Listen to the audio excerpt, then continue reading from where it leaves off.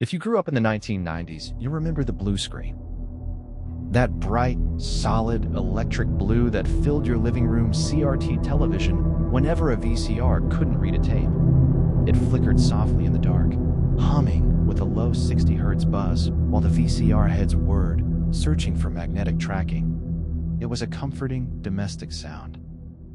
Unless the tape in the deck was playing a signal that had no business being recorded. My name is Rahul Kapoor.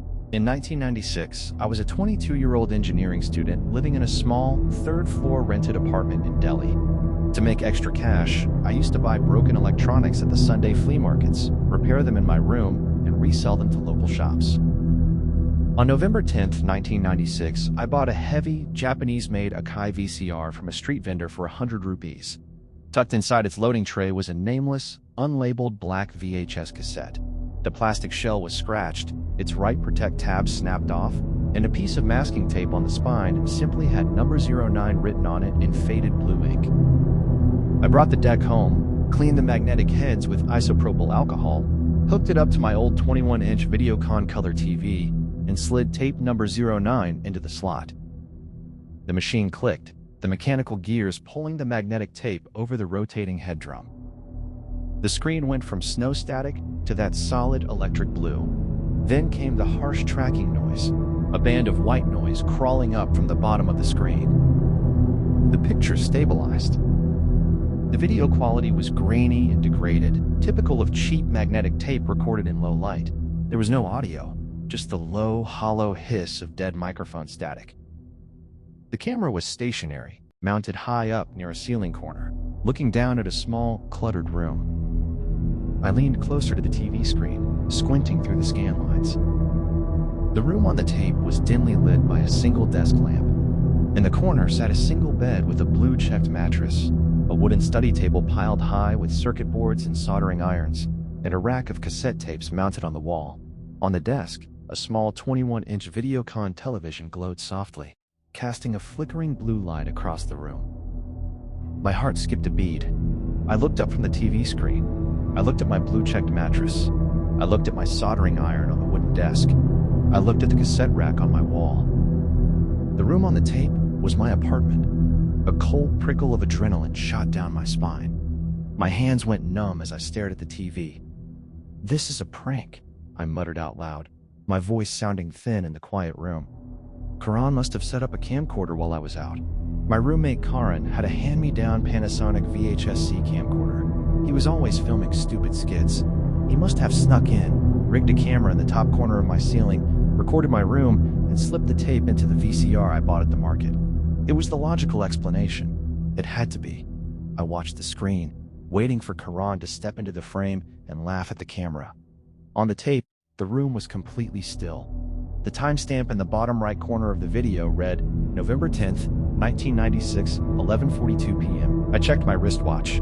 The digital hands read, 11:42 p.m. My throat went dry. On the television screen, a figure walked into the frame from the doorway. It was wearing a faded gray hoodie and jeans. It walked over to the wooden desk, sat down on the swivel chair, and faced the glowing Videocon TV. It was me. On the tape, I saw the back of my own head. I saw myself leaning forward, resting my elbows on my knees, staring intently at the television screen. In real life, sitting on my bed, I froze. The camera angle was coming from the top corner of my wall, right above my wardrobe. But there was no camera there. I had been sitting in this room for 3 hours straight. Nobody had walked in. No one was standing behind me. To test the video, I slowly raised my left hand and pointed 2 fingers into the air. On the TV screen, 2 seconds later, the figure sitting at the desk slowly raised its left hand and pointed 2 fingers into the air. Tape 09 wasn't a recording. It was a live feed of my room, recorded from an angle that didn't exist in physical space, running on a 2-second delay. "Stop it. Stop playing," I whispered, reaching out with a trembling hand for the VCR's eject button. Before my finger could touch the plastic button, the picture on the TV shuddered violently. A thick band of tracking static tore across the middle of the screen. When the tracking cleared, the live feed on the tape changed. The figure sitting at the desk, the version of me on the screen, was no longer looking at the TV. Slowly, agonizingly, the figure on the tape turned its head around. It looked straight up at the high ceiling corner where the phantom camera was mounted. It looked directly into the lens. Its face wasn't my face anymore. The features were smoothed out, pale, and featureless, like wet clay, except for a wide, dark, hollow slit where the mouth should be. And as I watched in sheer, paralyzed terror, the thing on the screen raised a single finger to its mouth and pointed directly behind itself, not at the camera on the tape. It was pointing to the doorway of my real bedroom, right behind my back. And from the dark hallway outside my real, physical door came the quiet, unmistakable click of a door handle slowly turning. The sound of the brass door handle turning in my real hallway echoed in the silence of my room. My heart felt like a trapped bird beating against my ribs. I sat frozen on the edge of the bed, my eyes darting between the TV screen and the dark gap beneath my bedroom door. On the screen, the featureless creature sitting at my desk, wearing my gray hoodie, continued to point toward my doorway. On the real door, the handle slowly reset itself back up. Then came the knocking. 3 soft, polite taps on the wood. "Rahul?" a voice called out from the hallway. It was my roommate, Karan. He sounded groggy, his voice muffled by the thick wooden door. "Rahul, turn the TV down, man. It's almost midnight. Some of us have class at 8. A rush of relief flooded through me so fast I almost gasped. It was Karan. It was just Karan. The tape was a hallucination, a malfunction, a psychological trick played by fatigue and bad light. "Karan!" I yelled, my voice cracking with desperation. "Karan! Open the door! Get in here!" The handle turned again, and the door creaked open. Karan stood in the doorway, rubbing his eyes, wearing his flannel pajama pants. The hallway behind him was dark. He squinted at me, sitting pale on the bed, then looked over at the Videocon TV glowing blue on the desk. "Dude, what is wrong with you?" Karan grumbled, stepping into the room. "You look like you saw a ghost." "Karan, look at the TV." I pointed with a trembling finger, my breathing ragged. "The tape, it's showing this room. Look at the screen." Karan frowned, walking over to the desk. He stood between the TV and my chair, looking directly down at the glowing CRT screen. I stared at the television over his shoulder. On the screen, the grainy VHS footage adjusted. There was my desk. There was my TV.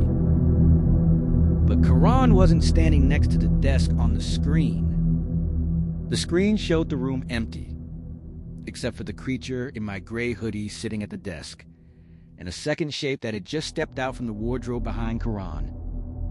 The second shape was tall, completely wrapped in black magnetic tape. Yards and yards of shredded, dark VHS tape wound tightly around a skeletal frame like a mummy made of static. It had no face, just a faint, reflective glare of plastic tape where eyes should be. On the screen, the tape mummy leaned down over Karan's shoulder. In real life, Karan suddenly stopped talking mid-sentence. "Karan?" I whispered. He didn't answer. He stood completely still in front of the TV, his arms hanging limp at his sides. Slowly, the room began to smell, not of dust or soldering flux, but of hot, burning plastic and ozone, the suffocating reek of a VCR motor overheating and melting its own housing. A sharp, static hum began to emanate from the Videocon TV speakers. It grew louder, rising in pitch until it sounded like a drill pressing against glass. On the screen, the tape mummy wrapped its dark, plastic-coated fingers around Karan's neck. In real life, Karan's head jerked backward at a sickening angle, as if an invisible rope had yanked him from behind. A wet, gasping sound came from his throat. He wasn't breathing. He was being pulled backward toward the wardrobe by a force I couldn't see, his heels dragging helplessly across the linoleum floor. "Karan!" I screamed. I lunged forward off the bed, grabbing Karan by his flannel shirt. I pulled with all my strength, but his body felt impossibly heavy, like pulling a statue carved out of lead. I looked at the VCR on the desk. The Akai VCR was smoking. A thin plume of acrid black smoke was rising from the cassette slot. The internal gears were screeching, screech, click, screech, as the machine tried to chew through tape 09. The power cable. I had to kill the power. I let go of Karan, dived toward the wall socket under the desk, and yanked the heavy 2-pin plug out of the wall. The room plunged into absolute pitch-black darkness. The blue glow died. The static hum cut off instantly. The reek of burning plastic hung heavy in the air. In the dark, I fell to my knees on the cold floor, chest heaving, listening to the absolute suffocating silence of the apartment. "Karan?" I wheezed into the dark. "Karan? Are you there?" A long pause. Then came a soft rustle of fabric from the floor nearby, followed by a heavy cough. "Dude," Karan gasped, his voice raspy and broken. What the hell was that?" I fumbled in my pocket for my brass lighter, flicking the wheel. A tiny yellow flame burst to life. Karan was lying on his side near the wardrobe, clutching his throat, his eyes wide with pure terror. Red, raw choke marks were visible around his neck, and tangled tightly around his throat were thin, black strands of magnetic tape. We left the apartment that night. We didn't pack bags, we didn't lock the door. We ran down the 3 flights of stairs into the cool Delhi night and stayed at a 24-hour tea stall near the bus station until sunrise. The next afternoon, I went back with 3 friends from college to clear out my stuff. The apartment was cold and quiet. The Videocon TV sat dead on the desk. The Akai VCR was melted into a solid lump of warped black plastic on top of the wooden table. Inside the ruined cassette slot, tape number 09 was gone, not destroyed, but melted completely into the magnetic heads, fused into the iron machine like a tumor. I dropped out of engineering school 2 months later. I never bought another piece of secondhand electronics. I don't own a TV, I don't own a VCR. It's been 30 years since 1996. The world moved on from VCRs to DVDs, from DVDs to streaming, from analog to digital. People think the old static is gone. They think those magnetic signals died when the tapes were thrown into landfills. But every now and then, when I'm in a hotel room or passing an electronics display, and a screen flickers to an unassigned input, that solid electric blue, I don't look at the display. Because I know that if I look close enough into the scan lines, I'll see a room I haven't stepped into for 30 years, and a shape in a gray hoodie turning around to point right behind me. Keep your screen safe, watch what you put into the player, and good night.